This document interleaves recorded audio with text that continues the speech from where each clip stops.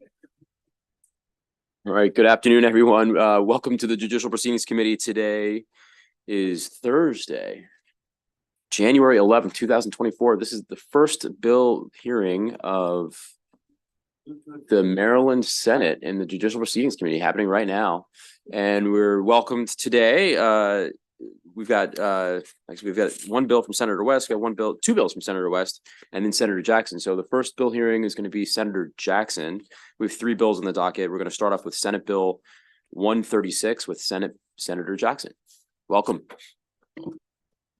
Thank you, Mr. Chairman, members of the committee. My clerk from Prince George's and I think from Anne Arundel are on their way upstairs. They had the 2:30 slot. They're going to come up, so I will speak for a couple minutes prior to that. Happy session. I understand this is as the chairman mentioned, the first bill of the 2024 legislative session. Interesting. I think yesterday we talked about do we have a bill hearing on the second day, and we didn't know until we know. So here we are. If you don't know, you don't know. So I will start. Thank you, Mr. Chairman. Members of the committee, for the record, Senator Michael Jackson, District 27, on behalf of Senate Bill 136. This is a reintroduction from last year, and I will be joined by my panel, if I might, Mr. Chairman. Thank you.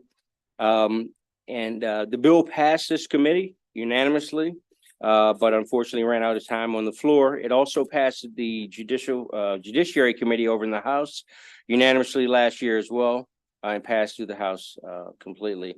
It's a very straightforward bill that allows the deputization of the deputy clerks of the court to perform marriage ceremonies throughout the state of Maryland. This is a simple piece of legislation that merely allows for a more efficiency within our court systems. As you all know, elected clerks of Maryland perform thousands of marriage ceremonies per year, but they also have a myriad of other jobs as well. They are the backbone of our court system.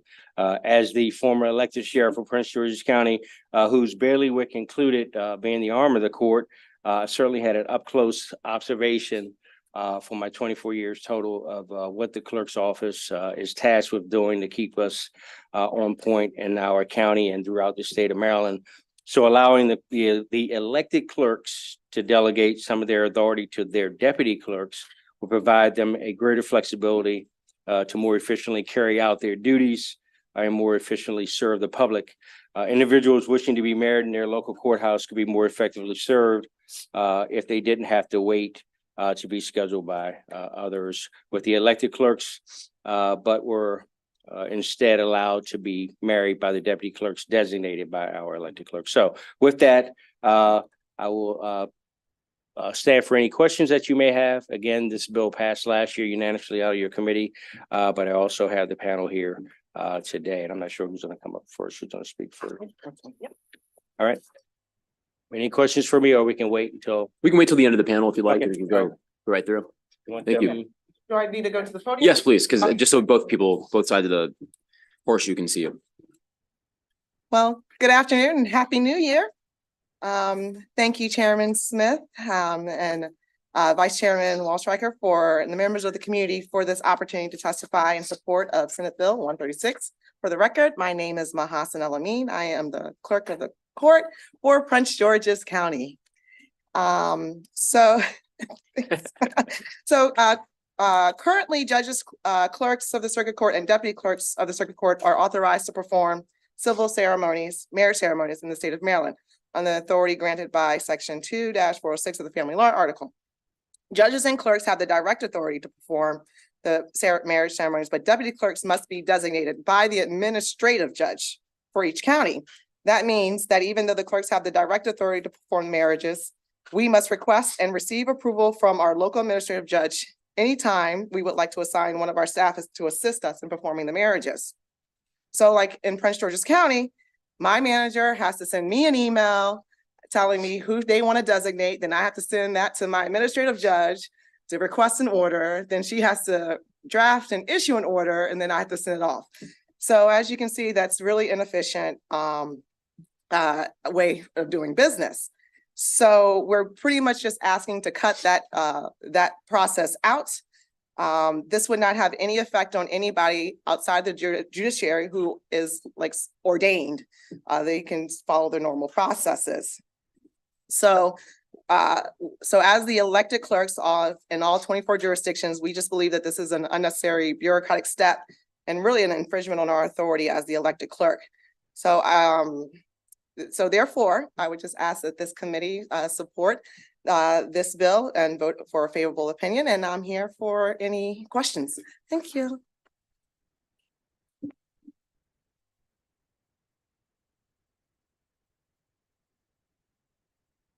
Thank you, Chairman Smith, Vice Chairman Waldstreicher, and members of the committee for this opportunity to testify in support of Senate Bill 136. For the record, my name is Scott Poyer, and I am Clerk of the Circuit Court for Anne Arundel County. The clerks of the Circuit Court support SB 136, transferring the authority to designate a deputy clerk to perform a marriage ceremony from the county administrative judge of the Circuit Court to the clerk of the Circuit Court in each county. Generations ago, judges were involved in performing marriage ceremonies in Maryland. In the 1700s, weddings that were not performed by clergy were performed by judges. However, since at least 1963, this function has largely been transferred to the clerks of the Circuit Court. Today, the clerks and our staff perform 30,000 to 40,000 marriages each year in Maryland. We issue 30 to 40,000 marriage licenses and perform 10 to 20,000 marriage ceremonies. The only involvement of judges these days is in performing an occasional marriage ceremony themselves, which may amount to a few weddings a year. As a practical matter, the clerks believe that allowing us direct authority to designate our staff to conduct wedding ceremonies that our office is responsible for would be more efficient and better reflect current practice. The Circuit Court clerks hope you will give a favorable report to SB 136, and we would like to thank Senator Jackson for sponsoring this bill, and thank you for the opportunity to comment. If you have any questions, I'm available. Thank you very much. Excellent. Thank you very much. Questions from the committee?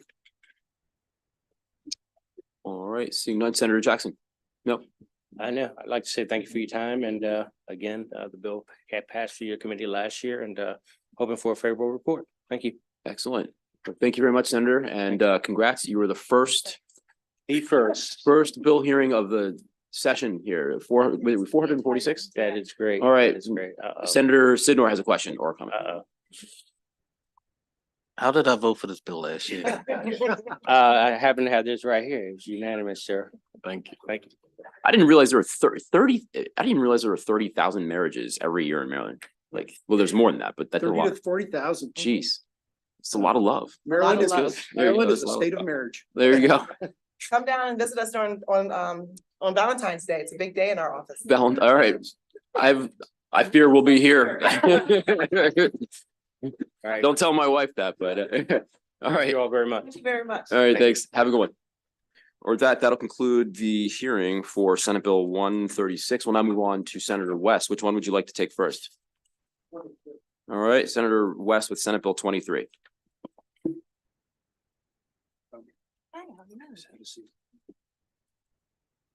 Okay. Mr. Chairman and members of the committee, it is indeed a pleasure to be here to present Senate Bill 23. When I first learned that I was going to present on the second day of session, my initial reaction was, what did I do wrong? But actually, it's great to get two bills behind me. And later in the session, I'll be very happy that I presented these two bills today. So let me set the stage and tell you a little bit about the state's orphans courts. The term orphans court comes out of England. And you would think orphans courts deal with orphans. And in a way, strange way, they do. Because the orphans court judges deal with probate matters, people who've died. And most people who have died, their parents have died before them. And so literally they are orphans. And that's how the term orphans court got its name. So in Maryland, the orphans courts are the state's probate courts. They supervise the handling and have jurisdiction over the guardianship of minors and their property and estates.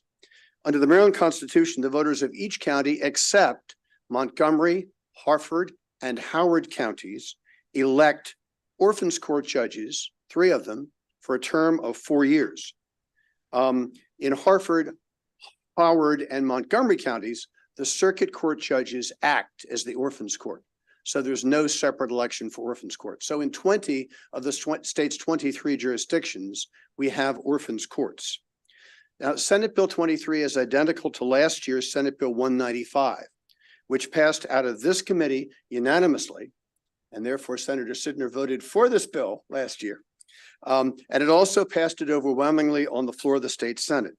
Unfortunately, last year, the bill got lost over in the House of Delegates. And that's why I'm here today with this year's Senate Bill 23.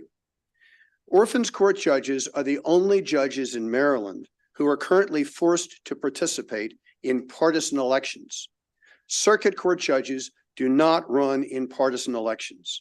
Appellate judges do not run in partisan elections. District court judges don't run in elections at all. Only orphans court judges run in partisan elections. And the simple fact is that the sort of issues that come before the orphans court judges never involve partisan considerations.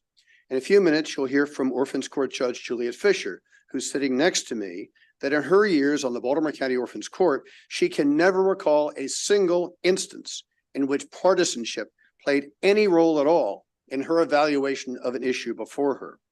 Orphans court judges spend their time administering the estates of deceased Maryland citizens, and they're called upon to make determinations about the intent of the testators.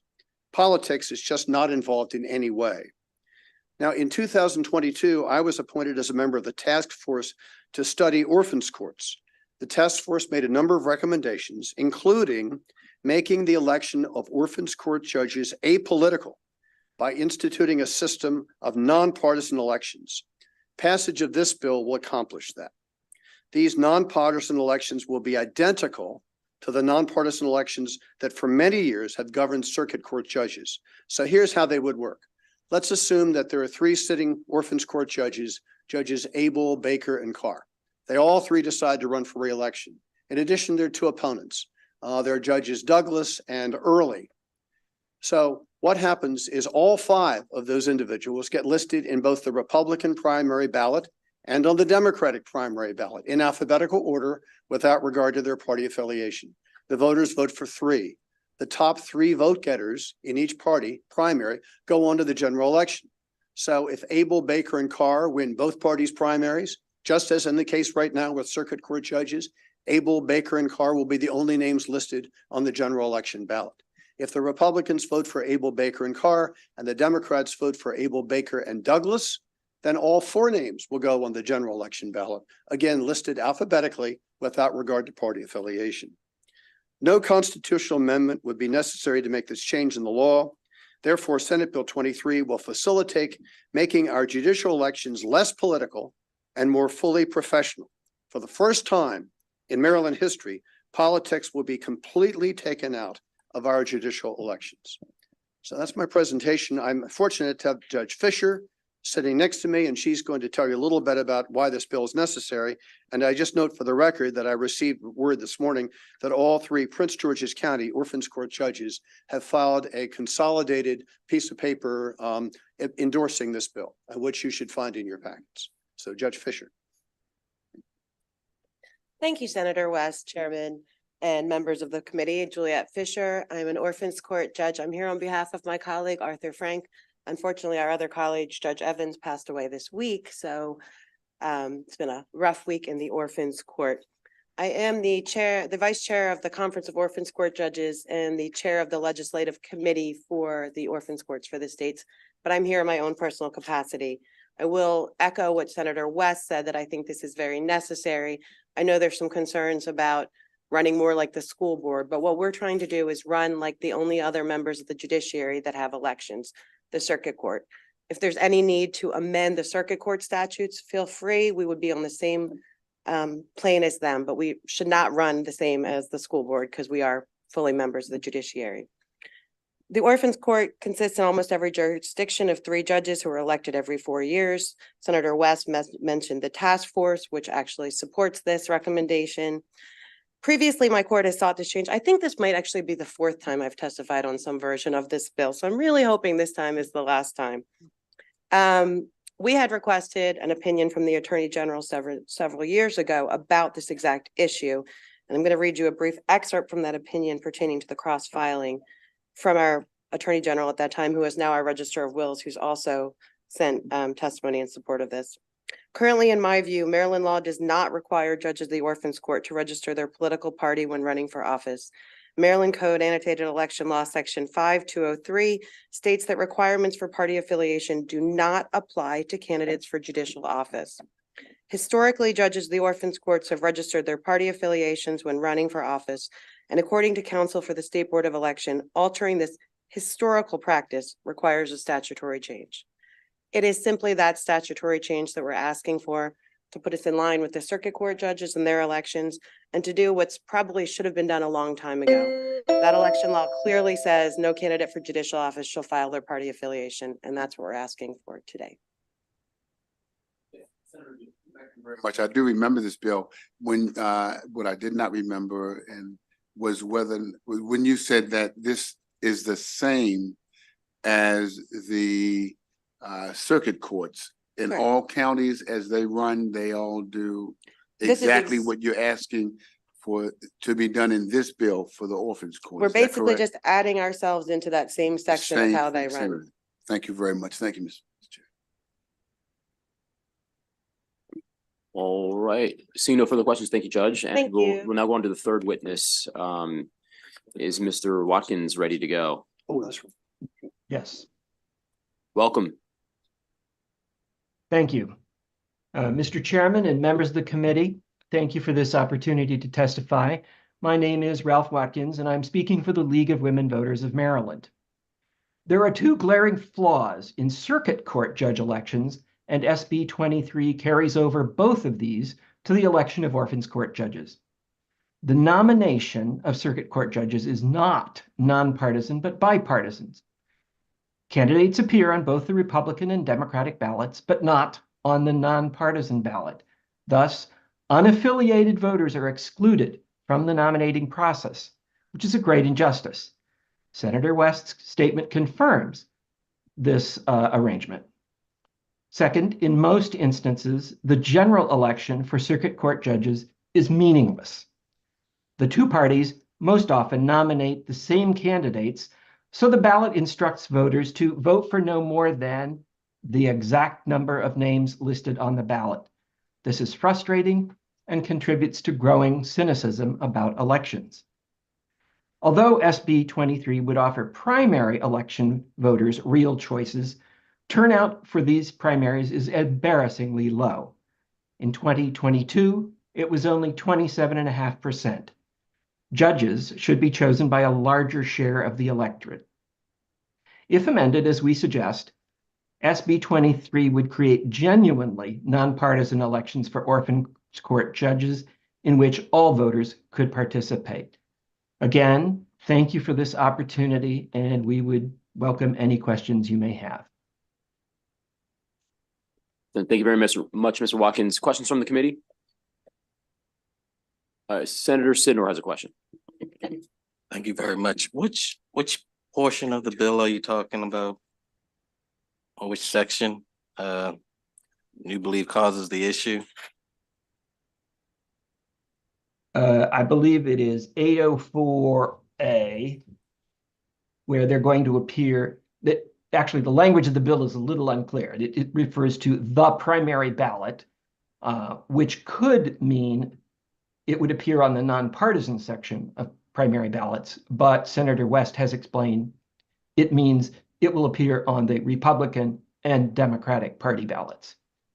So that's section 8904A. Yes, yes. So line 25 and 26 on page 3. Thank you. Thank you. Senator, yes. Can I just quickly respond to Mr. Watkins? I think he makes an interesting argument, but his argument really is not this bill. The argument is that in our current system, unaffiliated voters, people who are not members of either political party, really have no place in the primary voting. And it's an interesting situation that perhaps with a different bill, we should take up and figure how we can get independent voters to vote at primary elections. But this bill segues in the existing system. The time to fix Mr. Watkins's problem would be in a holistic look at the system rather than just trying to focus on this one little piece of it. No, appreciate that. Agree. Further questions from the committee? All right, seeing none, thank you very much, Senator West. With that, that'll conclude the bill hearing for Senate Bill 23. We'll now move on to Senator West with Senate Bill 116. Thank you, Mr. Chair. And once again, it's great to be here before the committee in order to present Senate Bill 116. It's another bill about the orphans courts. So I won't describe what the orphans courts are all about a second time. If anybody watching at home wants to know, they can go to Senate Bill 16, listen to that hearing, and they'll hear my explanation about that.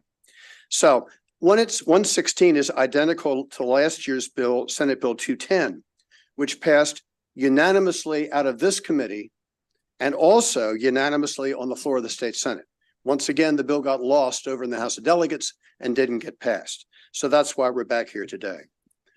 In most of our counties, orphans court judges only need to work part-time. So an attorney who gets elected to the orphans court is capable of working as an orphans court judge 1, 2, or 3 days a week, and then continuing to practice law on the other days of the week. Orphans court judges typically don't get paid high salaries.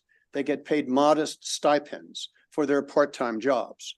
And so an attorney can't afford to give up his law practice and have his entire income dependent on the stipend he receives for being an orphans court judge.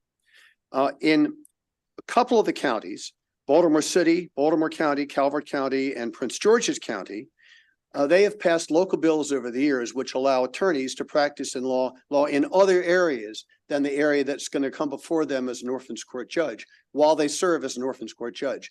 But in all the other counties of the state, an attorney who gets elected to the orphans court literally has to give up his law practice during the time of his office as an orphan court judge. This is a huge financial burden. And as a result, almost no attorneys run for orphans court in the other counties. Now, the job of the orphans court is to interpret the estates and trust article, which is very lengthy and one of the more complicated articles in the Maryland Code. It includes, for example, in section 11-102, the infamous rule against perpetuities, which every law student dreads getting when he goes to law school. So the orphans court judges need to understand the rule against perpetuities and all of its exceptions and how it's applied. People with no legal training have a hard time doing this. It would be helpful on each orphans court in the state to have at least one attorney who has legal training. The problem with Maryland's law right now is that's not possible. So once again, in 2022, I was on a task force to study the orphans courts. And one of the recommendations of the task force was to encourage more attorneys to run for orphans court judges. This bill creates a uniform statewide rule for attorneys who become orphans court judges. Under this bill, lawyers who are elected to the orphans court will merely have to refrain from practicing estates and trusts and guardianship law during their tenure on the orphans court. They can continue to practice civil law, criminal law, family law, real estate law, commercial lending, workers' compensation law, labor law, etc., all the other legal specialties, and maintain their law practices. They simply have to stay away from those specialties which possibly could come before their court. So again, this bill passed unanimously in this committee last year, unanimously on the floor. I note that the 3 orphans court judges in both Baltimore City and Prince George's County have sent testimony endorsing this bill. Additionally, there's an orphan court judge in Worcester County who has endorsed the bill. There's no opposition as far as I'm aware. And now I give you once again, Judge Fisher. Thank you again, Senator West. Yes, this is the second time I've been here to talk to you all about this bill again. And to be clear, I also practice law in Baltimore County, PG County, and Baltimore City. You are required to be an attorney. Those were bills passed for those jurisdictions. In jurisdictions like Garrett County, where there's very few attorneys, you definitely can't get this. Our goal is to make the bench as good as it can be. And I think the judges in those jurisdictions do the best that they can. But having more attorneys on the bench will improve the bench. We have contested hearings, rules of evidence, we write opinions, we do all sorts of things that having that background would be extremely helpful. There's a lot of training that's given to them, but it's not quite the same as having an attorney. I think especially in the small jurisdictions where you have these people who receive a very small amount of money for being an orphans court judge, and if they only had to give up their estates and trust practice, you would have a lot more attorneys applying for this job. And that's what I'm hoping to do now so that it'll take effect in the next election for us, which is 2026. I don't believe I practice family and custody, divorce and custody law. It has no impact on my probate court judging. There's no overlap. There's no anything. The only time I've ever had an issue is if perhaps an attorney is going to appear before me and I give them the option of recusing myself. I think in 10 years that's happened 3 times. So it's really not an issue. Judges Evans did a general practice and Judge Frank did a criminal law practice. I know my colleagues in Baltimore City all practice law. And I think that this would be a really great recommendation in a way to continuously improve the bench, which is what most of the orphans court judges want, to make the best bench possible that we can in this state. And I'm happy to answer any questions about that. Thank you very much. We have questions from Senator Carter and then Senator Delaney James. Thank you very much. Senator West, my question is for you. First of all, I want to commend you on this bill. I believe that I probably voted for it last year. I think You it did. makes perfect sense. Both, It's a good bill. both here and on the floor. It's a good bill. I think that, that requiring that all be lawyers though might give us need to revisit some of the salaries. Well, we're not, create the a bill lot of doesn't disparity. require that orphans court judges be lawyers. It just says that lawyers can serve and not have to Right. give up their legal practices in the process. I understand that. I actually think that being lawyers though is a good idea. And they should not practice in those areas where they preside because it's a conflict of interest. Yeah, you don't want conflict of interest to crop up. Absolutely. But my question for you, Senator West, is you made reference to the rule against perpetuities. Can you please explain that so that the committee, everybody can understand? I knew, my staff said, don't bring that book. I knew I shouldn't have brought that book. I hate to do it because I haven't looked at it since I was in law school. And at my age, it's been a couple of years. But thanks for the question. Who we have? I was like, Senator James. was talking about how it wasn't on the bar when I took it, but then I probably just missed it. I don't know. Senator Delaney, I know, no. If you ask me a tough question, I'll ask you about the rule against perpetuities. Thank you for bringing the bill back, but I don't want to belabor this hearing. I'm curious because apparently there was a task force, this came out of it, and you were looking at the orphans court generally around the state. You know that in Harford County, our circuit court judges take their hat off and put their orphans. That's right. And it's really a brilliantly streamlined, easy system. You're getting great judges. And they obviously get paid enough to not even have to get into this level of concern. Just briefly, if either of you looked at it, why is it that Harford County does it that way, which I like and I think really works? Why isn't that done elsewhere? I do think there is one other county that maybe has that. There are three. Three. Montgomery, as of last year, Harford and Howard. Excuse me, as of last year, Howard So and that's Harford interesting, are 'cause the I three. thought it might be about smaller, but now you've got big Montgomery County, Yep. medium-sized, and then smaller. I think they each went that way for different reasons. I know last year's decision with respect to Howard County, there was a clash between an important legislator and a member of the orphans court in Howard County, and it was resolved by abolishing the independently elected that's- orphans court in Howard County. I don't know how Harford and Montgomery counties got I that can way. speak to that. There we go. Yeah. if So you there could- was if you, for lack of a better word, a pilot program, I think it was in the late 60s, 70s, about whether or not you needed the orphans court, which are a constitutional court. And for those of you who have never been before us, the rules of evidence, everything is still in play, but we have a lot of pro se people. Our dockets, we get to everyone super quick. We can have judicial probate hearings, which are contested, appointing a PR within 30 days. The rest of our hearings in Baltimore County, we sit 5 days a week. We're full-time. We sit every third week technically, but then write opinions and do paperwork on the off weeks as well. And we've been covering the court for a little while now. In Harford County, I will say, I do think from the practitioners I've spoken to that they think it works fine. They used to have Judge Plitt specially assigned to it who knew the law.